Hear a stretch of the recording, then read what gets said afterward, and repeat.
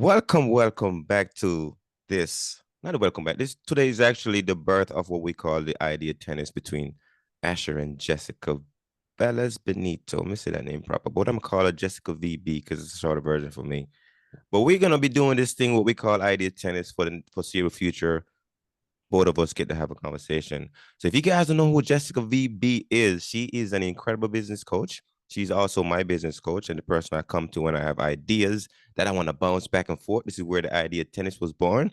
And the two of us somewhat in the same mindset space where we really want to grow. So we decided we're gonna do this podcast where we come together and just kind of share ideas. And you're here today because Jessica, I love you so much, my friend, and you're gonna get to really spark some curiosity in my mind. So before we get into what this conversation is gonna be about, if you don't mind sharing a little bit about you, just a little bit about you, and if you don't mind telling folks a little bit about me too. Asher, my guy, I have so much love and respect for you. When the first time I met you, I knew that you were going to be a lifelong friend. I had Mm, no idea of the magic we'd be creating together. One of the things that really impressed me about you is that you are never satisfied with enough. As mm, an immigrant, starting over in a new country with your family, then deciding that you wanted to live a life of service and join the military for 22 years. And then when that season of your life was over, figuring out what was next, your story just continues to unfold in the most beautiful, magical way possible. And I am so proud to know you, to call you my friend, to be a part of your journey, and to see where we're going to go together. Sky's the limit, I believe. And a little bit about me, I guess. mm. I'm going to say that's going to be a pun on today's conversation, a little bit about me, but just I'm going to say facts about me for those of you Mhm. who don't know who I am. I am Puerto Rican, born and bred in the Bronx. Decided years ago that circumstances were not going to define the outcome of my life and was going to always figure out a way to land on top.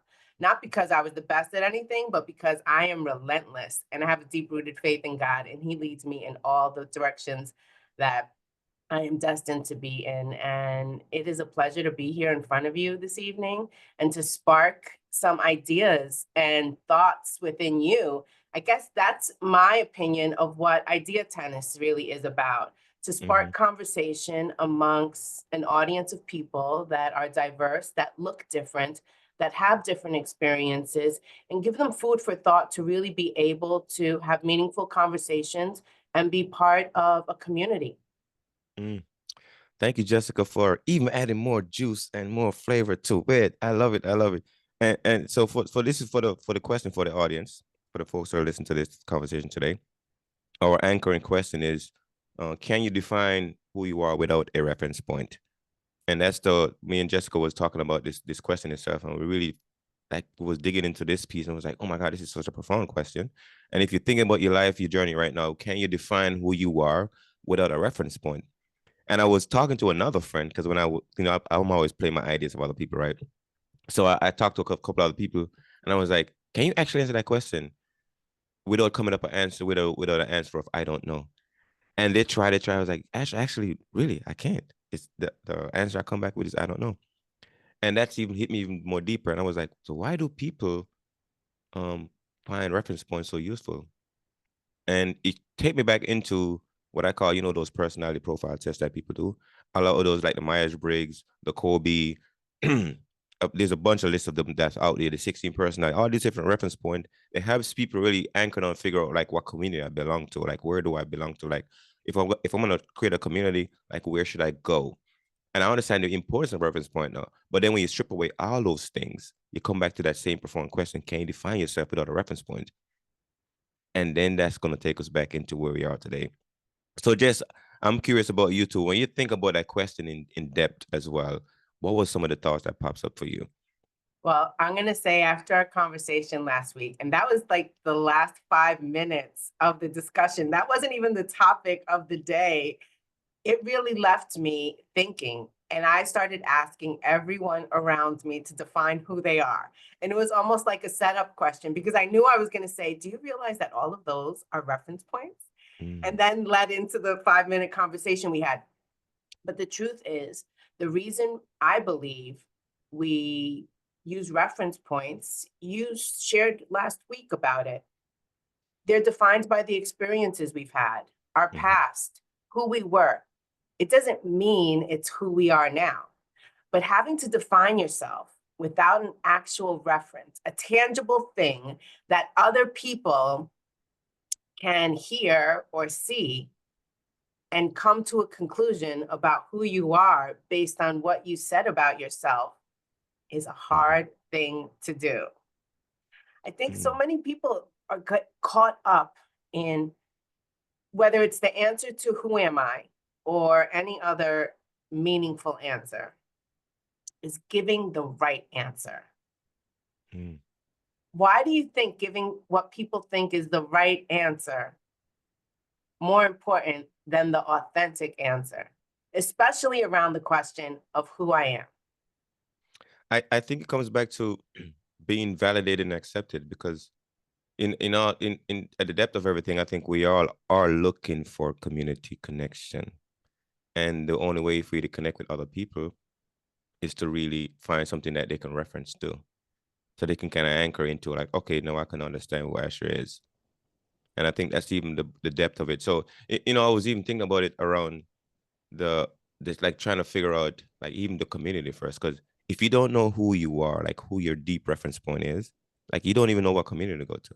And this is the reason why people seek out community. But first thing, you got to answer the question, like, then who you are now. Like, Sure. what are your primary reference points? Because if you don't know that, you don't know where to go. Absolutely. Yeah. So most people Mm-hmm. use personality traits to Yes. define their answer to who am I. Other people are focused in on what I call like the societal norms of defining yourself as through relationships, like being a mom, a partner, a daughter or son, by your career, by your religion, by your hobbies. Mm-hmm. Other people define themselves based on the perception of who they think other people are. And overall, most people, almost everyone, uses some type of past life experience to share something about them that they believe to be good and valuable with others. So, am I answering the question again this week based on what we discussed? So here's the thing. Here's the thing. If you want to answer that question, Jess, you sure can. But it is for me. I like deep stuff. I like to go deep, because when we're talking about the reference points, we're talking about, like, the surface level. Mhm. That's the surface level, because when it comes to social validation, it's a very important thing in a lot of people's life, because we want social validation. So when we use reference points, we want social validation, and we are looking about people to try to, like, feel understood, because now my reference point and your reference point is kind of aligned. But then when you peel away all those social validation piece, or those feeling understood, and what you're left with is the deep profound answer is, I don't know who I am without a reference point. Because it's very hard to define yourself without a reference point. Because you show up to this planet, right, and you meet people, and then people tell you who you are, your parents, so forth and so on, give you a name, then they tell you who you are, tell you what place you belong to, what community organization you belong to. All those things are put or placed on you. But then when you strip away all those things, you come back to the same question. I don't know. I don't know. But if you want to answer that question, just I would love to know what answer you have right now. I mean, I answered it last week. I'll answer it again, but they're all reference points essentially based on my past experiences. Of Okay. So if you had to give us the answer that you think is the most important thing for us to know about you now, based on your reference point, maybe that's I'm curious about that answer then.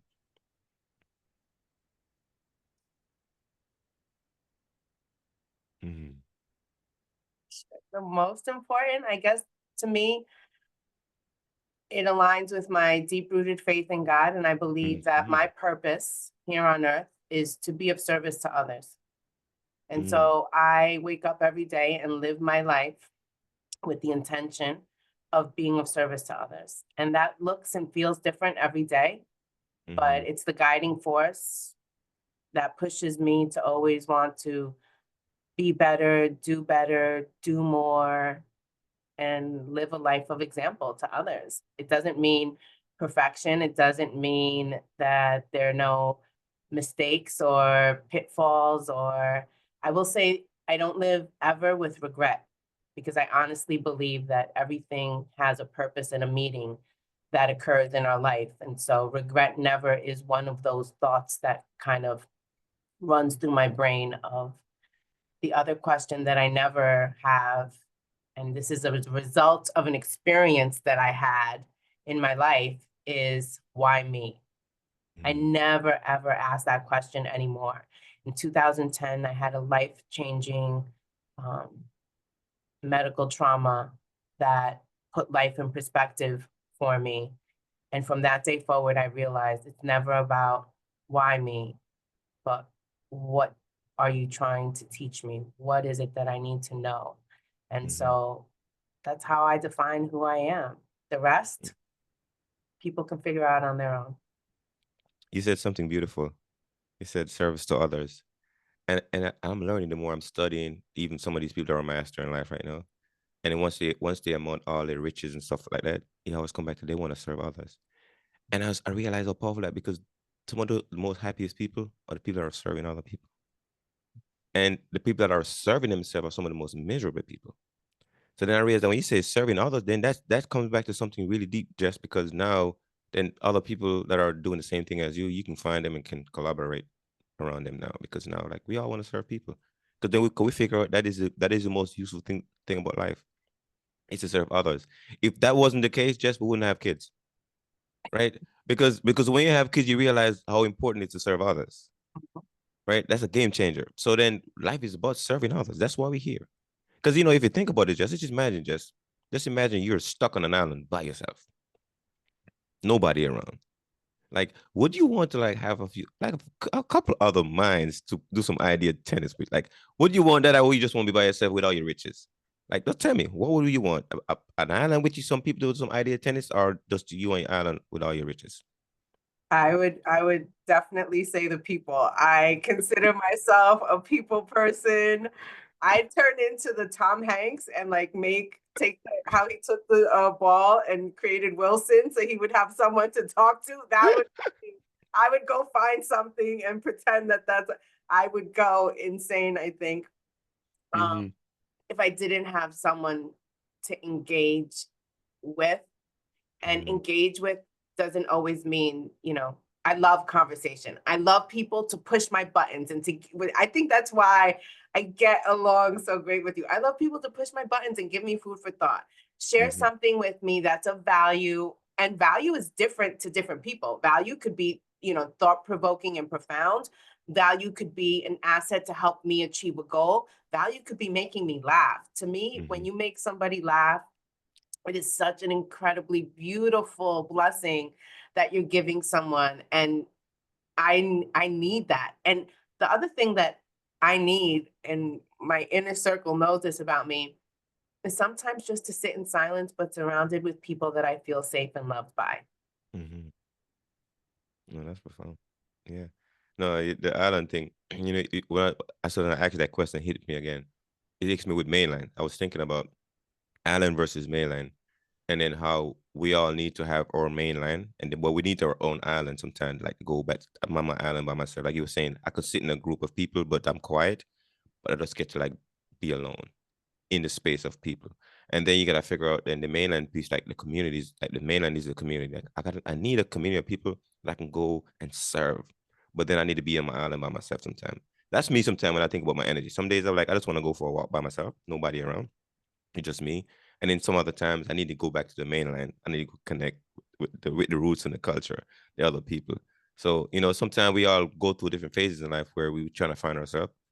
And when we come back to the same question about reference point, I love when I find somebody that think the way I do or do something I've done that was fun and engaging. I love to find people. Like one of my top three hobbies. I like snowboarding, I like cycling, and I like scuba diving, right? And right now I'm not doing none of those three because I've decided I'm gonna give them up for something else right now. But when I meet people that love to snowboard, it's like the conversation just awesome, like the sparks, because we talk about snowboarding, and I love snowboarding. And then we start talking to somebody that love to cycle, mountain biking or cycling, road biking. I love to talk to those people because I get excited. So those reference points, when I meet somebody that does it, I'm like, oh my God, I remember when my memory of doing it, how it was, how awesome it was. I love meeting people like that. And when I see somebody that's scuba diving in these awesome places in the ocean, it took me back to the place like, man, I remember when I was there and this it was just an awesome place to like really explore. So these reference points are important. People that does something similar to you think the same way because it creates that social validation that we're talking about, or that, oh, you understand me because we've been to some of the same thing. Just like when I meet a veteran and we talk about being in combat and being deployed and stuff, I'm like, oh yeah, like you understand me. And that's what I'm be looking for. Like, you understand me because you've seen what I've seen. Like, you got punched in the face by the same guy, right? So then we're like, oh, what was the experience like? Like we start like we understood each other, and that's sometimes what people are looking for when it comes to that big question again.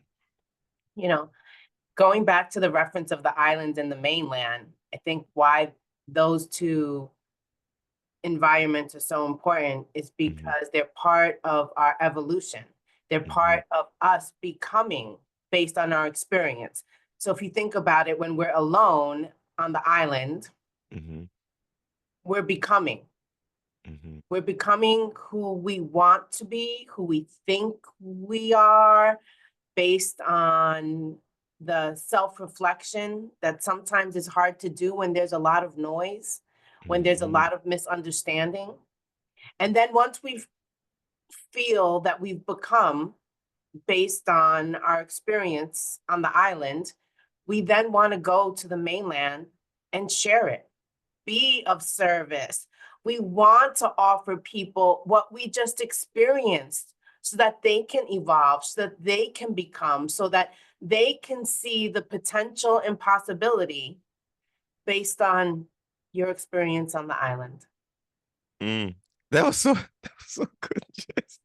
That was that was so good. You want to go back to the mainland so you can share what you've become, what you've thought about, the ideas that pops in your head, the thoughts that visit you. You want to go share it. And there's something about sharing too. You know, when you was talking, what pops in my head too is crazy. Because one time when we have these thoughts, right, and we have these emotions that we gotta go through, but then, a lot of people have challenges with that information in their head or that feeling. But then I realized that the real awesome thing about writing stuff down, I'm gonna go back to this point now, is that you get to create that emotional distance from your thoughts, from your feelings when you write it down. So then my own journey started when I started writing stuff now, write it up because I told myself I want to elevate my thinking vocabulary, my writing vocabulary, my speaking vocabulary, right? Because I want to master the space of communication and imagination, right? But then I realized how profound it is when I take the thoughts and feelings I have, put it on paper, and create emotional distance. I get to reprocess again. I get to look at it again, right? I got to come back and ask some of those even more deeper questions to that thing that I was thinking and feeling, but now I can see it. I got the emotional distance from it. It's no longer part of me.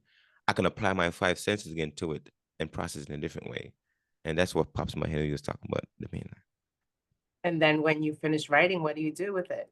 You share Oh, it action. with the mainland. You You gotta go share. share it based on what you experienced, right? Share your books with the world so that Mm-hmm, people can become the best version of who they are based mm-hmm, on your experiences and the lessons you learn that you share with them. I think that when you feel that you are in search of or in pursuit of community, that's essentially what you're doing. Looking for other people who have evolved, who have become, and can help you be in that same place. And maybe, and we've had this conversation around other topics of everyone being in a different phase of a mm-hmm, journey, right? Maybe mm-hmm, it's the same journey that we all have, the pursuit of community here, mm-hmm. right? I Um, love that. you found your community. Some people are in search of their community. Some people know who they want their community to be, but haven't quite found those people yet. And so, no matter where on the journey you know the path that you are on. Your experiences help somebody else find their way on that path. Your experiences help people see, well, no, that's not the kind of community I want to be a part of. They aren't aligned with my mindset or my heart, right? They're not Mm-hmm, aligned with where I want to go and what I want to do. I want people who sometimes you look for the exact opposite of who you are in a community. Other times you look for the mm-hmm, I'm gonna say similar, not same, because there is no mm-hmm. other Jess and there is no other Asher on the planet. But You want people that believe in extraordinary, Mm-hmm. that extraordinary things are possible, that they have an ability to create impact, that they have a life of purpose and meaning. And for me, those are the people that I want to surround myself with. It doesn't mean that you found it already or you figured it out. It means that that's what you want. That's what you know you're in pursuit of.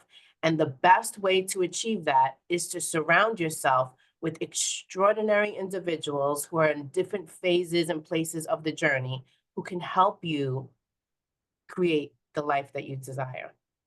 Mm. I just coined that term. I wrote it down for you, Jess. The pursuit of community. That was so deep. We all on that journey of pursuing our community. And here's the thing that I mentioned earlier. To find that community, first you gotta know your strong reference point, because you can't find that which you not are. Like if we talk about being, right, the being, doing, and the having, right. So if you don't know who you want to be, you can't find who the community of those people are being, that same you, right? But you gotta know like who you are first. Coming back to like your reference point, we talk about knowing who you are. We talk about your reference point, your strong reference points. Once you know those, then you can find a community of people that are already embodying those reference points.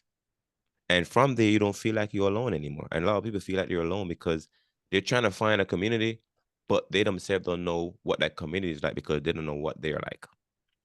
And once you figure out who you are at the reference point that you decide you wanna embody for the rest of your life or this time period of your life, then you can like there's a community that exists already because you're not the first one that showed up that had that same question.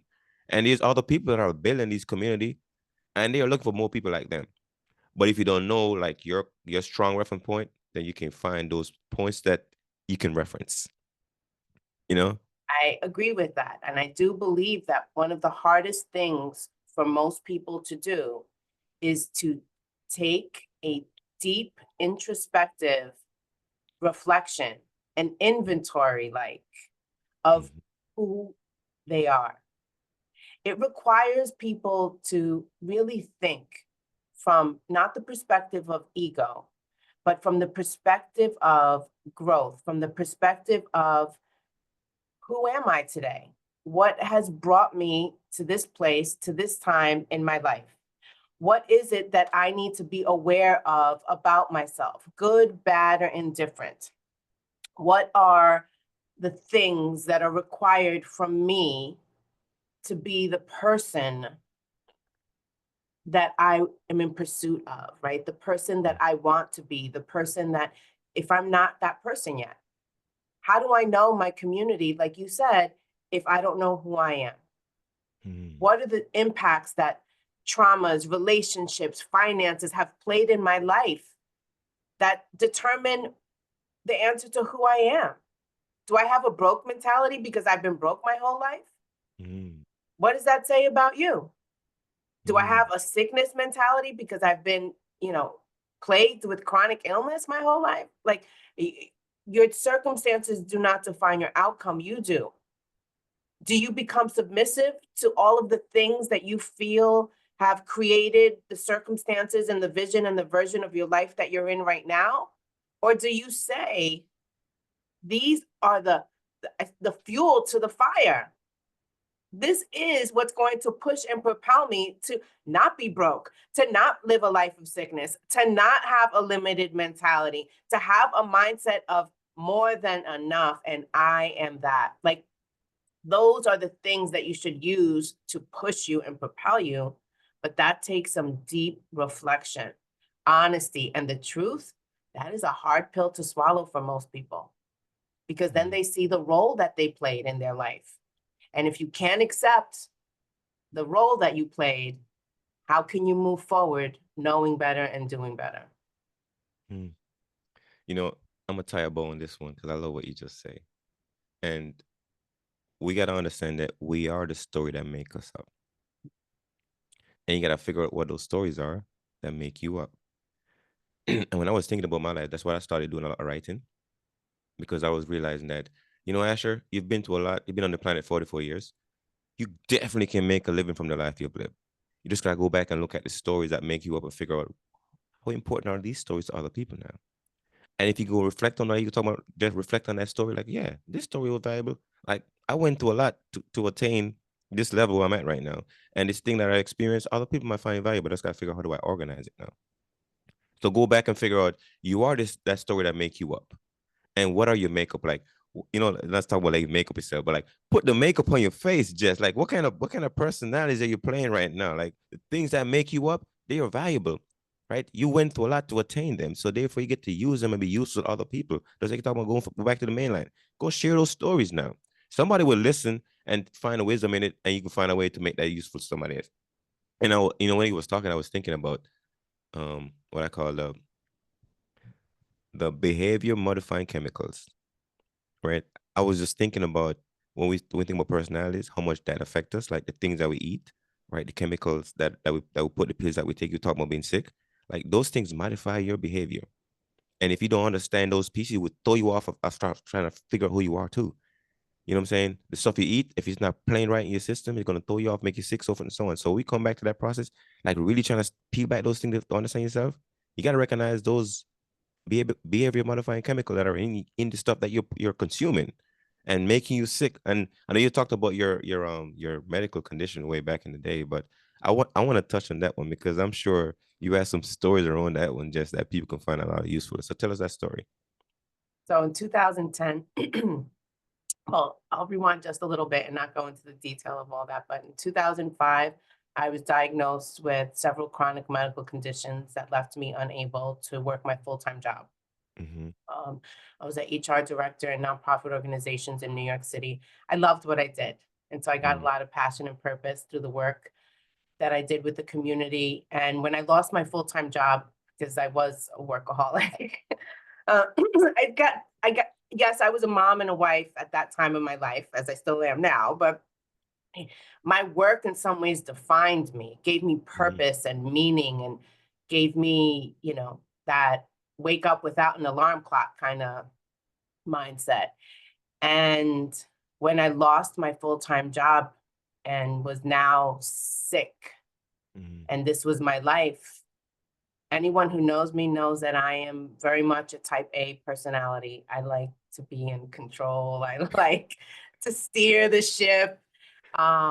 And for me, one day to the next, my life changing so dramatically, I then started to suffer and struggle with depression and anxiety Mm-hmm. because I felt like if, my life could change literally so drastically from one day to the next, what if this continues to be the trajectory of my life? And so from, I'm going to say 2000, the end of 2005 to about 2010, I felt sorry for myself. I was Ooh. very depressed. I barely left my home. I went to the social obligations I was required to for family purposes and tried to put on a brave face to the world and not let anyone in other than my husband and my son who lived with me to know.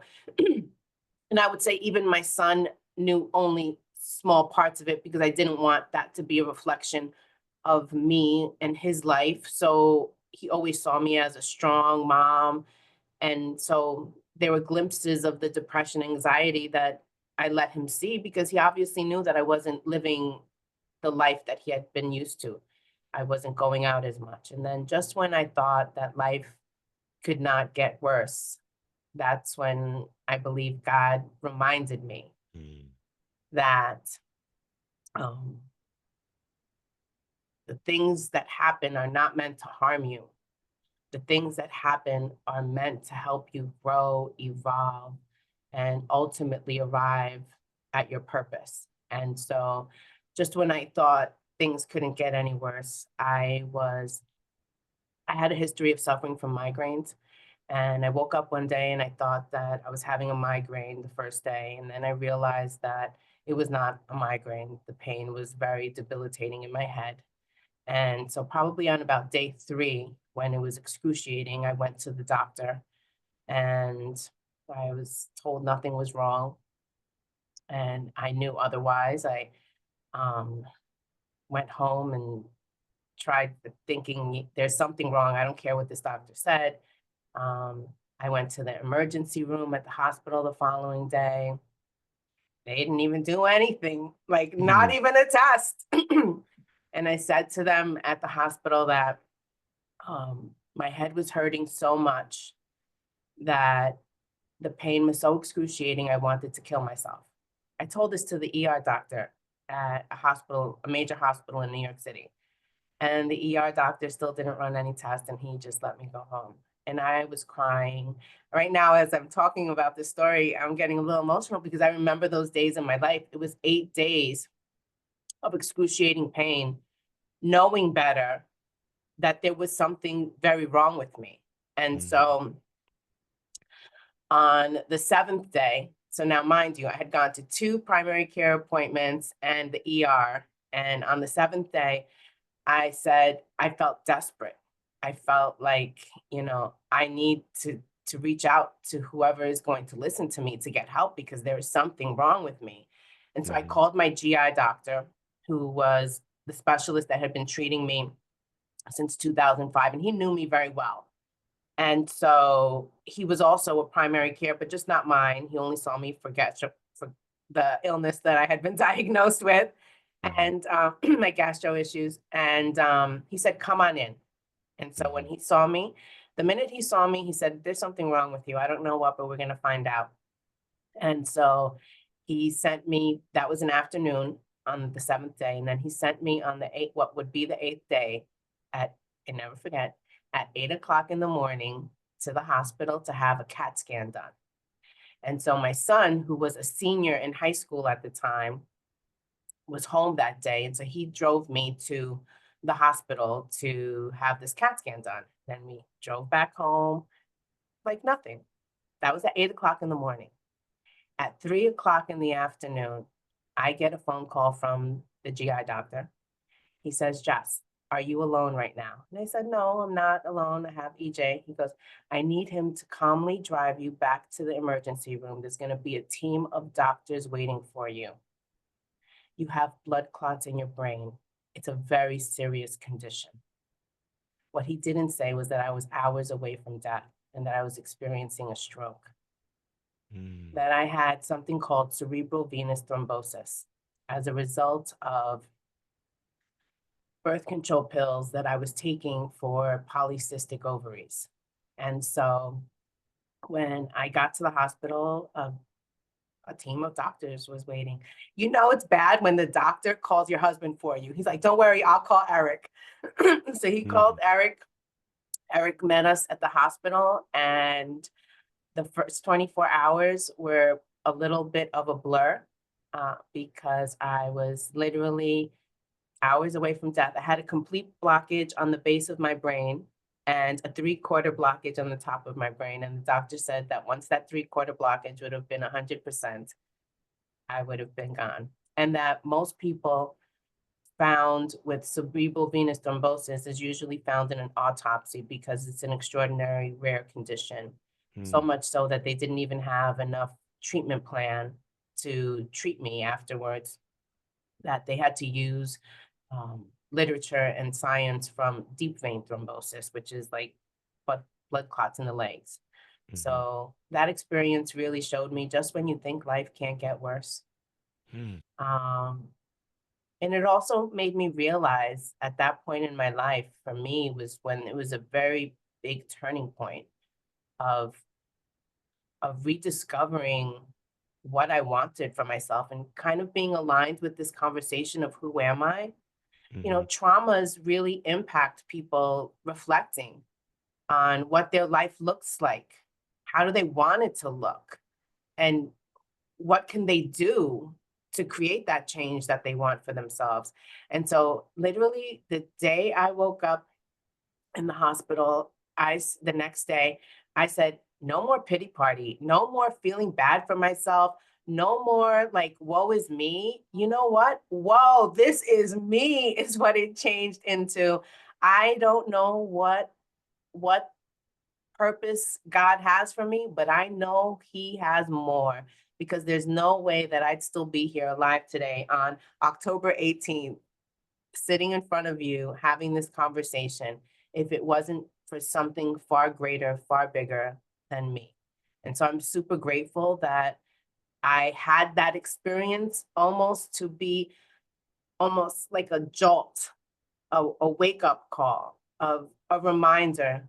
Give thanks for what you have because someone has it worse. Appreciate the challenge that you're experiencing because if you stay focused in on what I can do and not why is this happening to me? Why is this the story of my life? You will see extraordinary happen. Mm. Just thank you so much for sharing. Like, who are you without that reference point now? You know, this is the beautiful thing. I would just listen to you and I was like, I was drawn into the story because it's very, very powerful. And then when you recognize like it happened to you, but then it happened for you. But then you get to be useful with it, do something else to impact other people. So now you get like if somebody trying to steal that story from you, you'd be like, hold on, buddy. That story is my story. Like that is my story. So now when people go through those trauma, those experiences that they had that was so dark, that was so heavy, but then when you go back, then you reflect on it, and you're like, wait a minute, this was a gift to me now. Like this is a juicy story to tell, so to speak, right? Like when I tell a story and I'm lit up about it because like at one point it was very difficult, but now like I really appreciate because I have a reference point. That reference point compared to like the vision I have for my life now. Like it's such a different contrast. Like I'm very excited about life. Like you're like, whoa, like I'm gonna do something with life. Mhm. And that's that catalyst now kind of put you towards the future you want. And sometimes people don't know how to steer themselves away from that thing that they almost like destroy them and know like, man, where I'm going right now, ain't nothing gonna stop me. Because I was just almost got taken out. So I gotta get to that destination now because now I'm very motivated, right? So I love when you was telling that you can see now your purpose. That's what you're talking about, like going back to really serving others. Like that makes sense, Jess. Like I understand why, right? Because of what happened to you, you were like, I gotta give everybody everything I got before I leave planet Earth. And Yes. that makes sense to me. Yes, thank you. For me, some big takeaways from that experience in my life, and it would be a message that I would share with everyone, is listen to yourself, Mm, listen to your body, listen to what you know mm, to be true, despite what anyone else is telling you. Because every time someone told me there was nothing wrong, I said, I know better. I'm going to keep going until I mhm, get the right answer because what you're mhm, telling me is not right. And so if it was not because of that inner voice that I listened to, I wouldn't be here today in front of you. mm. I So would meet Jess. You tell me I wouldn't get a chance to meet Jess. Oh my urging God. everyone, listen to what your inner voice is telling you and unapologetically like keep going in that direction. It will lead you to the right answer, the right destination. I think to me that's such a profound message. And sometimes we take for granted that, a professional knows better than us, whether it's a medical situation or a non medical situation, that somebody else knows better than us. You know you better than anyone. Mm. You know you better than anyone. And when you felt that pain, you know there was a weakness in your body. Yes. And you was like, yeah, something is weak here. We gotta do something. And that's the thing that when people accept the pain, that mean they're accepting that weakness and not trying like, I gotta make sure that that area gets strong again. Something is not right. If I'm feeling pain, something ain't right. I gotta do something. And that you come back to I tell myself I'm a person that's not easily discouraged. I keep telling myself every day when I want something. Actually, you're not a person that easily discouraged. Keep going, keep pushing, right? Because oftentimes people get discouraged because somebody's like, nope, nope, nope, no. This pain gotta get out of me, and I won't stop until I find somebody that can help me get it out. And you did. Thank Congratulations, my friend. I thank wouldn't meet you if that didn't happen. Oh my god. No, you wouldn't have me. It's a good thing that I'm stubborn. I don't give up, that I'm relentless. Mm-hmm. And those are the things that I choose to focus on based on that experience in my life. Mm-hmm. You know, yes, it was I felt like to give people a visual of what those 8 days were for me, it was as if I had a little person in my head Mm-hmm. with an ice pick, picking at my head 24 hours a day. The Ooh, that's gotta be immense painful. amount of pressure on the back of my head, I could not lay flat for 8 days, excruciating. And I knew that that was not normal. Like that is not normal. I don't care what anyone was going to tell me. That was not normal. And so I was like, I'm not going to stop until I get an answer. And even if it's an answer that I don't like, I need an answer. And I think that for a lot of people, a lesson from that story is that sometimes we don't go after or pursue things because we're afraid of what the outcome is going to be, that it's Mm. not always what we have planned or what we want. And I think that you have to realize that, because of my faith in God, and people, some people believe in other higher beings and some people believe in nothing. And that's each their own. But I believe that when I was focused on finding an answer, even if the answer wasn't something that I was going to like or was going to be scarier than what I was experiencing at that moment, there is no greater gift to me in some ways than truth and understanding. Because when you have understanding of what's happening, when you get the answers, when you figure out who you are, watch how incredible your life is going to change. Mm. But you'll only know that if you're in pursuit of the answer.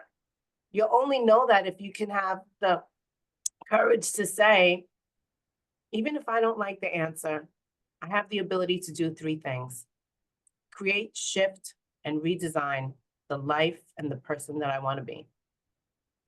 Mm. I'm a fan of, what's his name, Myron Golden. He has this one concept called be do have, which is not new, right? But the way you explain it makes sense. We're talking about the input and the output, right? So the input of doing is being. So you gotta be before you do. The input of having is doing, right? You gotta do before you have. And when he breaks it down, I love how he breaks it down because in the military we talked about the be and the do too. That's a big thing in the military, be and do. But a lot of people don't understand the being come first. Like you gotta be the thing before you take action. Because when I tell you this, you know, the military, this is something I tell myself about the military. I said the military is designed for people who do not know who they are.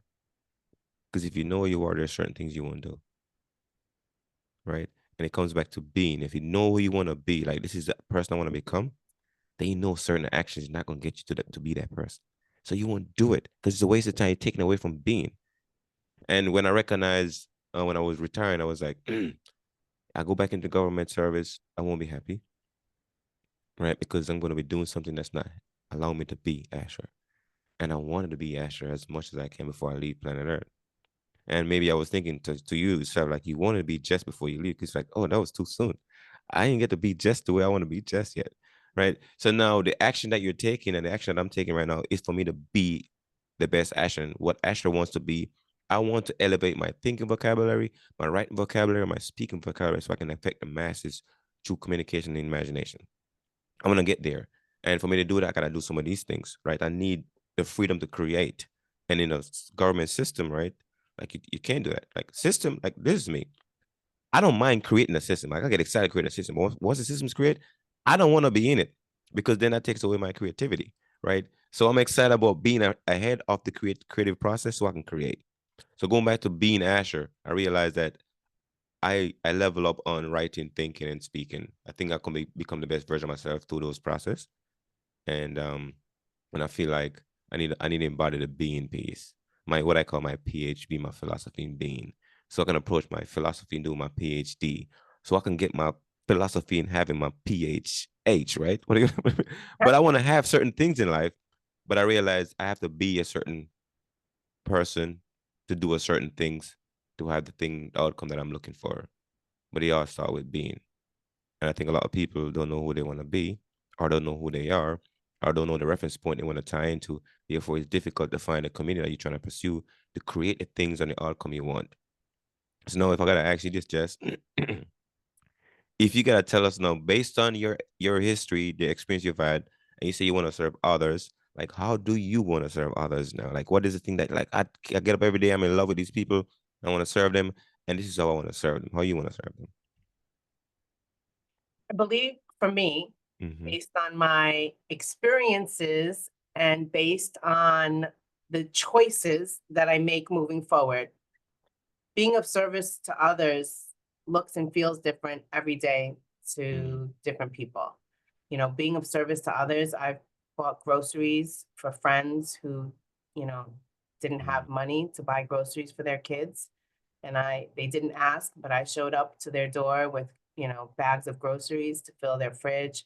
I've done other acts of love um, in service to people that I know and people also that I don't know. I think that one of the things I try to do every day when I talk about living a life of service is creating impact on others. And the impact could be different. The impact could be I smile and say good morning to everyone, even if they don't smile or say good morning back, or I say good afternoon, have a great evening, stay blessed, you know, and some people you'll see them, they won't say anything, but they'll smile all of a sudden, right? And so to me, I'm like, I had an impact on that person. I just gave them a moment of happiness, even if it's just for the few seconds that they were smiling back at me. And I want people when I'm no longer here on this planet, and God willing, that's going to be a way long time from now with all the evolution in science and nutrition and supplementation, that when people reflect, and this was a profound thought that I recently had because my abuela, my grandmother, recently passed away, and I shared the eulogy at her funeral mass. And I thought about deliberately what I was going to say about her and how she lived her life and what impact it was on so many people. And she was an uneducated, housewife, Puerto Rican from the Bronx, taught herself English at 66 years old by watching PBS. And then I think and I reflect on my life and I'm like, well, the person that stands and eulogizes me, what are they going to say about me in my life? And so every day that I live towards creating I say, the story of what'll be eulogized with Jess and her life. I want people to look 20 years from and not even necessarily wait till I'm dead, but reflect and say, oh yeah, I know Jessica, and have a good thought. Or say, she created an impact on me. She doesn't even know it. She impacted my business, my life, my decisions, the way I think. She made me realize that, I'm possible because everything is possible when you believe in yourself. Like, I want people to think of me and to feel that I made a difference in their life, however big, however small. That's what I want the story of my life to be. Well, I can tell you right now, Jessica VB, you are a lady of significance in my life. I'm just saying you've been impacting me already. And I remember you were saying about your grandma's story. You say your grandma, your mama, your grandma. Was it Yeah, grandma? my grandma. Your grandma, yeah. And how you was talking about doing it. That's awesome, by the way. You mentioned something that I think people need to think about. Because I think about it deliberately every day when people ask me to do stuff. When I'm planning stuff, when I'm creating my vision, I'm thinking about if that story is not going to be a grand story to tell, I don't want to do it. You know, because because I'm looking at the future. I'm like, if when I accomplish this thing, is it going to be something that is really awesome to speak about, to share about, to talk to people about? Would it be that? I'm like, well, that's on a low scale. I'm not interested because before in my life I was just doing things randomly, doing things, but now I'm like, I'm deliberately gonna plan and do stuff that's gonna be massive. That's gonna be awesome. When I finish it, I can talk about it with impact. And that's what you were saying to me. I was like, I'm on board with that. Just that's we on the same path. Like this story, when I sit down and tell it, think I'm like, that was an awesome story, Asher. Because if you think about traumas, right? That's what happened when we go to these traumatic experience. Like God is already doing that for us, giving us these awesome stories to tell. But we wouldn't really volunteer for them, right? We wouldn't. Like, just would you volunteer to get 7 8 days worth of pain in your head so you can get up and talk, get up in front of people and talk about like, hey, I'm pursuing my dream. This thing I'm going after, nothing gonna stop me. And despite the pain I'm going through, I'm gonna keep going because I gotta create this commitment that I have, all right, this obligation, right? Whatever it is, I'm gonna go pursue it, activate my courage so I can get this outcome I need, right? Like all those stuff. Like you wouldn't volunteer for these things if the universe says, Jess, you can go, it's gonna be a lot painful. It's gonna be really painful, right? But I'm gonna put you through this training. And at the end, I'm gonna certify you and being the person that's gonna inspire and motivate people. But you're like, nah, I ain't volunteering for that training. That looks too hard. Right. But now you're like, I went to the training, buddy. I didn't know I was going to that training, but man, that was some training. But no, guess what? I'm university certified with my PhD and my PhD. You know what I'm saying? Yep. I mean, what you said is like 100% on point. Most people want to go to heaven, but nobody wants to die to get there, right? That's the truth. You want to fast forward to the end, to the good parts. You don't want to have to go Mhm. through the struggle to get to the ultimate end. And I'm far from the end. I'm far from No. the end of my journey, my purpose. I say I'm just getting to the good parts and beginning and knowing that yes, I've truly since June 2010, June 24th, 2010 was the day my life changed. Mm, The perception of who I am and what I want and how I am the creator of that narrative, my life has changed significantly and I'm grateful for it. I really am. mm. So for the folks that are listening to this idea tennis with me and Jessica VB, it's gonna be a regular thing, folks. We're gonna get to sit down and talk. We're gonna find some great question to ask because I think questions are more important than answers because question drive direction. And today the direction we want to drive into is ask the question about can you define who you are without a reference point? And when you realize that you can equalize the world, you can level the playing field the world because anybody you ask that question, they're gonna come back to I don't know, which means that all they're doing is they have a more stronger connection to their reference point than you, right? And then you gotta figure out what are those reference points for you that they're gonna have a really strong association with, and how useful are those reference points for you. Know, like Jessica reference point with her headache, that illness, right? No, that becomes a very core part of what makes her story up, and she get to tell that story now with purpose and with meaning and with impact and with um significance, so forth and so on, right? You can build that up. So think about that question for you for your life right now. Like, can you define who you are without a reference point? And you're gonna realize that nobody's better than you, and you know you're not better than nobody else because without those reference points, we come back to the answer. I don't know, right? And I don't know is a great place to be because now you get to be curious and pursue more things. Because oftentimes when people get that answer, but I don't know, they feel like they're not great. No, everybody don't know. Like nobody know nothing. Because the more you know, the more you realize, the more you don't know, right? And everything that you think you know, you accumulate, and therefore it can be taken away anytime, right? Just like you can have this amnesia, like you forgot everything. Then guess what? You in this place again? I don't know, right? Because that's the place that we came from, the place we're going back to, right? I don't know because you don't know. Because everything you're doing right now, you make it up, and that can be taken away from you, and you're left with what? I don't know. And that was like the universal point for me was like, Asher, you don't know, and therefore you gotta really appreciate, gotta be grateful, because everything that you think you know, God give it to you, right? You know, I love when you're talking about like just you can see me right now, right? If you close your eye, open your eyes, you can see me, but you can't make yourself see, right? You can talk, but you can make me listen, right? Or I can, you know what I'm saying? So all these things that we think we know, like these 5% perception, they're given to us, because I can get up and walk, right? But I can't make my leg move. Because if I get paralyzed, I cannot make my leg move. So something is gifting you the ability to move your leg, and you gotta pay homage to that and realize that in the end, this body just doesn't know, but there's a power within inside of me that knows, and I gotta respect that power. And whatever you want to call that power is, but that power is very important. Over to you, my friend. You still there? Still here. I'm excited of what the future conversations are going to sound like, what the topics are, and if anyone has suggestions on questions they'd like for us to discuss, I would say Mm-hmm. like drop it in the comments for us to Mm-hmm. be able to really create and build a community of thinkers and doers and people who are ready to level up and grow. If you haven't already heard the conversation we had about the GPS, the growth Mm-hmm. passport system, take a listen to that conversation and realize that growth is necessary. It's a part of the process, and defining who you are and what you want and where you're going, that requires growth. So I'm going to challenge you all based on this conversation that we've had today. What are you in pursuit of?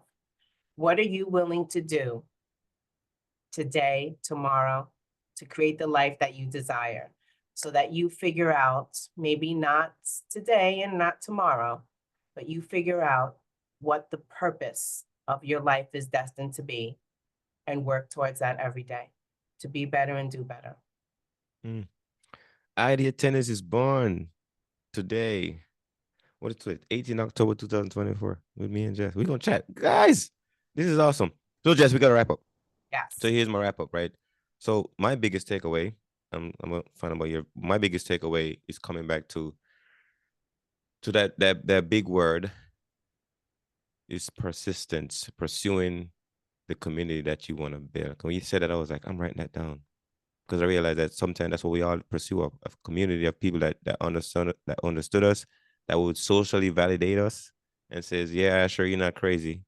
Like the stuff you're thinking, I'm thinking it too. Like that thought visit me too.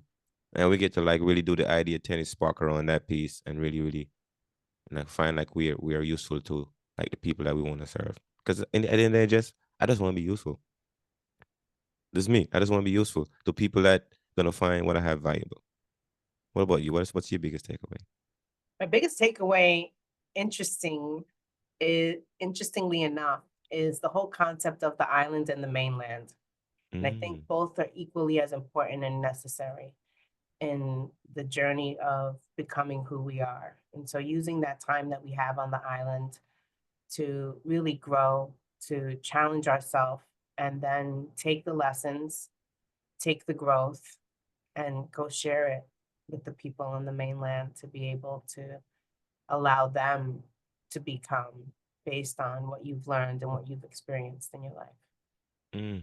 So thank you. And with that, folks, we'll say Idea Tennis's birthday today. You get to hear a lot about this going forward. And listen, right now it's streaming on YouTube under the Pandora's Awareness podcast platform. We're gonna create a channel. That's what I'm thinking right now. Just we can create a channel on there, like a little sub channel or playlist, something, and we just kind of put our content on there. For now, maybe we create a YouTube channel later on, but right now we're gonna house it there. But then as far as audio wise, if you guys hearing this, we're gonna create an audio. It's gonna be called Idea Tennis on its own for now. On all the regular audio streaming platform, you're gonna be able to find it there. But as far as YouTube right now, it's gonna be on a Pandora's Awareness podcast. That's my main podcast. Is Pandora's Awareness podcast, where a lot of my stuff is at. But then the chat, for you, we're gonna see the face of me and Jess. That's where it's gonna be at right now. This episode gonna be there. But then we're gonna definitely have a place where we just do it for audio version on your regular streaming platform. You can find the conversation there. With that, folks. Anyway, just let us know if you want anything that you wanted to talk about. And as always, we're always finding ways to promote our stuff, the stuff that we're using to consolidate and distribute information that whether through books or whether through, our business, so forth and so on. You can definitely find those stuff there. We're going to leave in the show notes as well. But with that, folks, make it an awesome day.